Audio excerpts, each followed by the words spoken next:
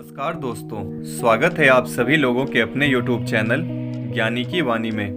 दोस्तों, आज हम लोग जानेंगे दुनिया का सबसे बड़ा वाष्प आधारित समुद्री यात्री जहाज टाइटैनिक के बारे में। टाइटैनिक अपने दौर के समय में दुनिया का सबसे बड़ा और महंगा जहाज था और इसे कभी न डूबने वाला जहाज भी बनाया गया था। और इस जहाज में लोगों का शुरू से ही काफ़ी ज़बरदस्त लगाव रहा है, और भला इसमें लोगों का लगाव हो भी क्यों ना। टाइटैनिक पर वो सब कुछ था जो एक पैसे वाला इंसान उस वक्त में अपने ऐशो आराम के लिए कल्पना कर सकता था।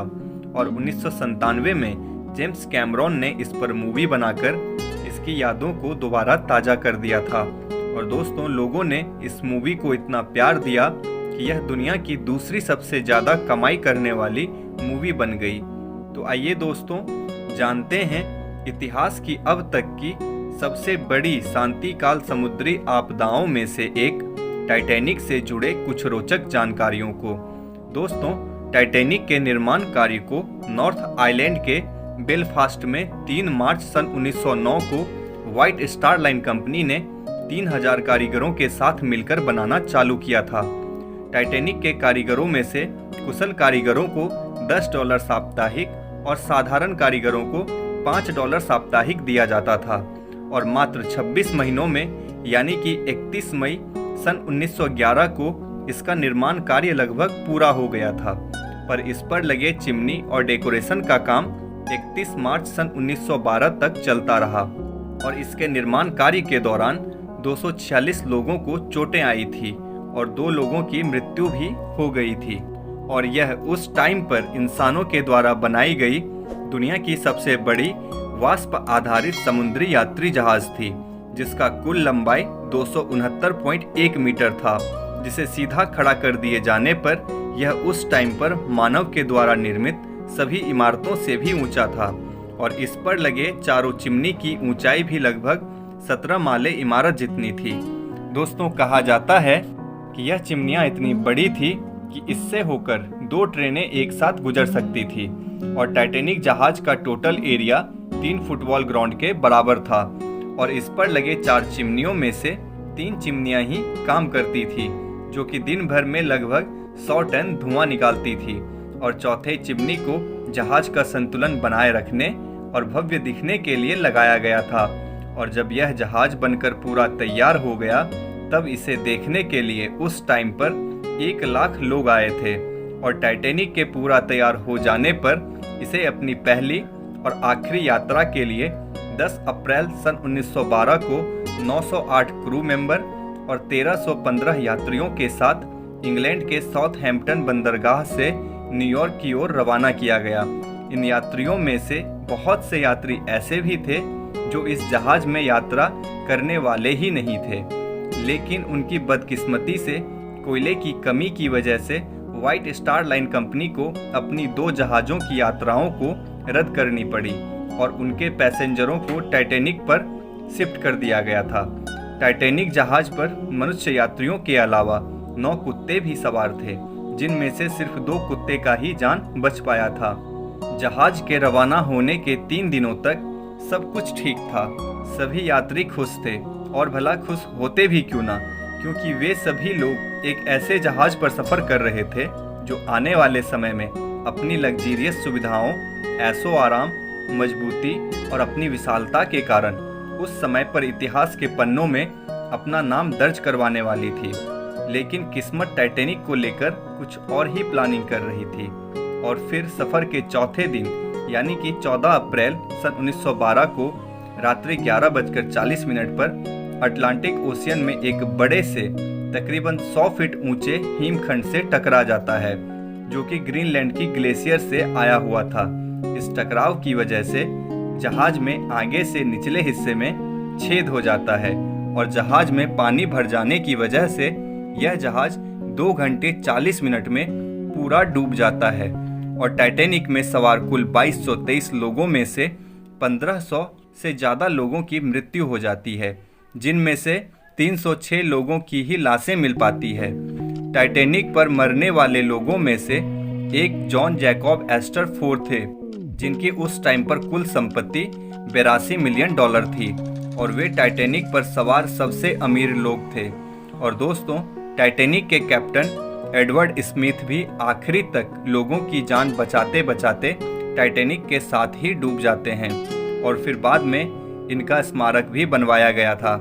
और टाइटैनिक दुर्घटना में बचने वाली अंतिम महिला यात्री मिल्विना डीन थी, जिनका 97 साल की उम्र में 31 मई 2009 को निधन हो गया।